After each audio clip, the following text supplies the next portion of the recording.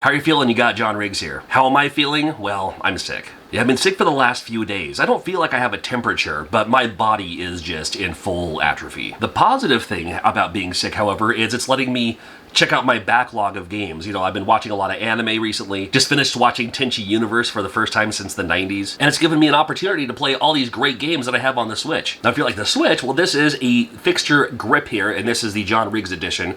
Link to purchase yours. I use these because I cannot use the Joy-Cons. I have to use the Pro Controller. It's also what I use on flights. But here are 10 newer Switch games I've been playing for the last couple of days that I think you're gonna love. And if any of these games look awesome to you, or maybe you just hadn't heard of them, make sure you're subscribed. I love doing these types of videos. The first game I want to talk about is Hoppy Hop. Now, this one just came out a little bit ago. If you love qbert, this game plays like a qbert. You have your grid, and you have to hop on each piece, each tile, to to darken it. That's how you signify that you got it. You clear the whole stage, and you'll move on to the next stage. Now, bonus opportunities if you do a chain of the same type of grid. So, like if you stick specifically to the grass, then you'll get the bonus points that will rack up and rack up and rack up until you hit the dirt, which you do have to clear those too. But then the bonus multiplier kind of resets itself. A couple of enemy types too, and a couple of different stage types later on as well. There's these little like warp holes, like in lieu of having the discs, you can use this to get to another part of the screen, and it might be like a mushroom or something like that later. There's other things that do the same idea, really. Unlike qbert, you cannot fall off of the platform. I died on qbert so many more times because I would like jump off the wrong way. You don't have to worry about that in this game. Even the double jumps too, like the ones with the water, you have to jump on them to remove the water and then jump on them again to do the thing. Again, I was such a big fan of qbert. I loved qbert, still do. So when I saw this game, I was like, oh my god, I have to check it out. And I did, and I absolutely love it. And again, different stage types, later on levels and everything, different enemies. It's such a good game. Guard Duty will bring you back to the days of that Scrum, is that the name of the engine? The kind of point and click style, original Monkey Island, that style of game. Talk to the people, find items, use this on that, accomplish the story. You play, a total hero's journey. You play a hapless guard who's not appreciated or anything. And the princess was taken by the bad guy. Well, classic story, right? But I've had a ton of fun with this game so far. I love this style of game. And I'm not always into this style of game, too. Sometimes I'm just like, it just drudges on. But this game, so far, so good. I'm looking forward to playing more of this game. I'm going to play this game. I'm going to beat this game. I'll play it all the way through. There's comedy in this game as well. Maybe not to the level of comedy of like a Monkey Island, but there's enough to make you say, okay, yeah, the writers in this game knew what they were doing. The writers in this game have that appreciation. They're showing respect to the games before this. Guard Duty, what a wonderful treat to have a game like this on the Nintendo Switch. And if you haven't noticed, 4:3 ratio. That's right, we got the bars on the side. If you're playing a game like this, why not make it 4:3, man? I'm cool with it. Annalynn, oh my god. Okay, so Jay from Square Pegs, the Square Pegs channel, featured this game recently, and as soon as I saw it, I knew I had to buy it, and I did. The best way to explain what this game is side-scrolling platform Pac-Man. You play, I'm assuming her name is Annalynn. You grab all the gold, those are your dots, basically. There's the snake, those are your ghosts, basically. There's the gems, those are your power pellets, basically. And the ghosts behave differently in this game. They have those little tunnel things, and that's how you know when they'll disappear and then when they'll pop back up. This game, very frustrating. There's a nice, difficult setting to this game, where sometimes I'll play it and I'll lose all 3 lives in the first round. And then sometimes I'll play it and I'll last a little bit longer, too. Unlike Pac-Man, you can continue. I haven't done it yet, and I haven't beaten this game yet. Actually, I may play all the way through. I might save it for when I'm feeling better and then beat it on stream or something. I'll do like a live stream on Twitch or something. I'll be able to do a live stream on YouTube. Who knows? Twitch is starting to suck. Anyway, Annalynn, this is the game you need to check out. It makes me jealous because a game like this could have been made with Nessmaker, and here we are. What a wonderful idea. What a wonderful game. Thank you for this game. And shout out to the Square Pegs channel for introducing me to this game. Up next we have, oh, hold on, I have it on the Japanese setting, because you can do that with this game. Here we go, Cyber Citizen Shockman. If you're like, that sounds like a TurboGrafx 16 game. Well, it is. And the good news is it's now out in the United States for the first time. Now, I love the TurboGrafx 16, and if you don't, it's because you've never played one. That's my theory. The TurboGrafx-16 is the best game system you've never played. Cyber Citizen Shockman, fun game, fun idea. It's a game for the TurboGrafx-16, so you have to put yourself back in those days to check out these games and experience them maybe for the first time. Now, I played this game a little bit on ROMs. I'm sure I've covered this on like, hey, here's an import TurboGrafx-16 you should totally check out. But now that it's available on the Switch, you can also switch between the US version and the Japanese version, as well as a rewind feature. Good news is you can rewind. And with a game like this, I might need to rewind. Cyber Citizen Shockman, I am so happy that we're getting games like this. See, to me, this is like the perfect reason for like having a Switch. It's the kind of games I play on flights, it's the kind of games I play at home. Let everyone else play those AAA games.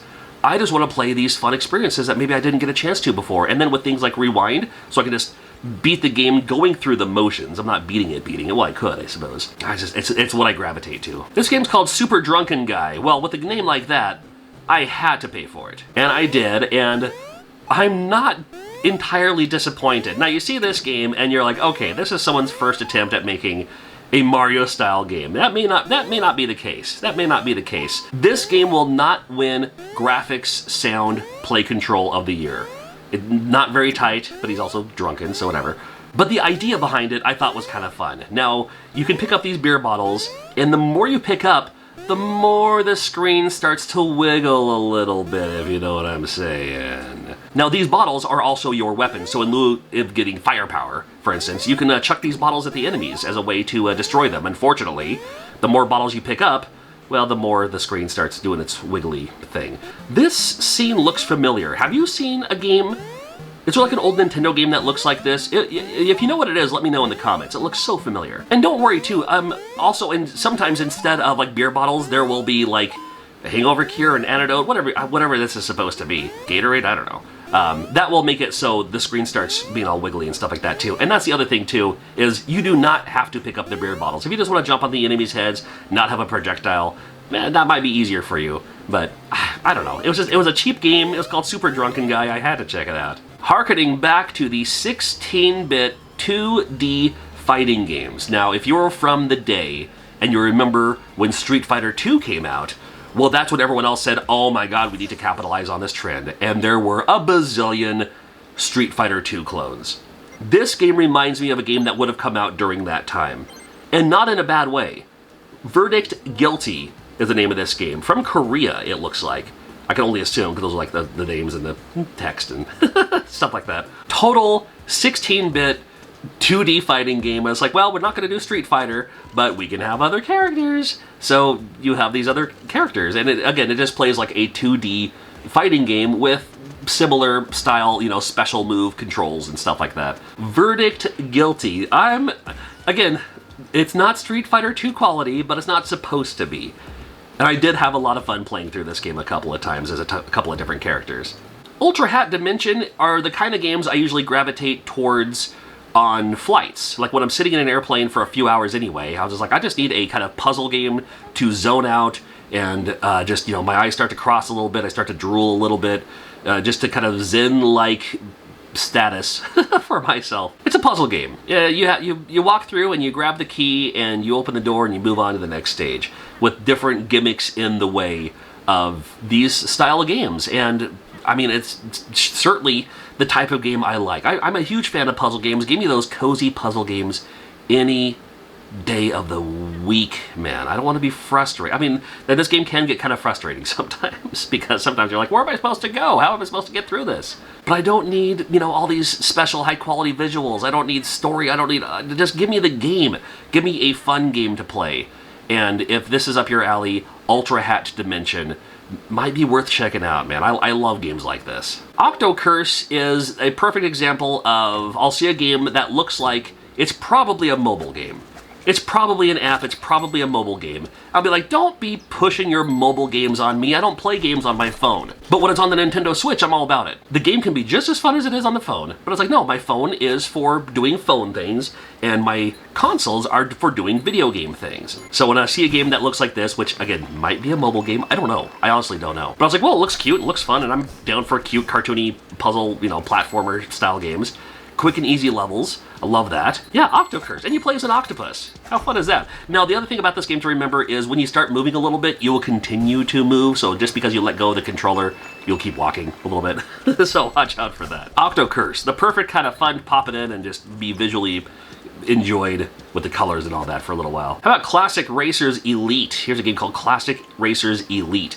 Going a little bit more in the future here. I mean, yeah, a lot of the games I grab are usually like, pixel-based games.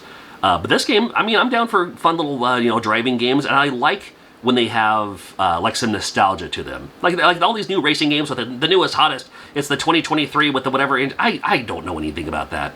But show me just, like, what we had back in the day. And this game's just kind of a fun, polite, kind of driving game with other things you can do later on as well. Yeah, why not check out Classic Racers Elite? What a fun idea. Murtop is a game I had featured before in its own video, but since I was doing a compilation video and because I was just kind of sitting on the couch playing all these Switch games, it's a game I got back into, so I figured I'd showcase it in this video too in case you missed the other video. As if Bomberman and Dig Dug had a child, you play as this rabbit who basically poops bombs. Well, I can empathize with that. Now, fast action, very quick. I mean, I don't really need to say more than that. You just have to drop the bomb and then move out of the way so you don't get blown up too, which I've died more times from my own bombs than I have from enemies in this game ever. But what a fun idea and great idea, and it looks great. Again, these are the kind of games I look for. These are the kind of games I gravitate towards. And if you don't have it yet, make sure you at least wishlist Yeah Yeah Beavis 2. This is my game, and it's always going on sale. So if you don't have it yet, maybe even at least wishlist it. I'd appreciate the support. I better take my medicine. I'm gonna go back to the couch and play more of that guard duty, I think, right about now. But thank you again, and make sure you're subscribed. And check out these other Switch videos that I've done in the past, because I love just finding these indie titles that are super, super fun. They won't break the bank. And in my opinion, oftentimes, these $5 indie games are better than these $70 AAA games. That's just me. You're wonderful. Thank you so much.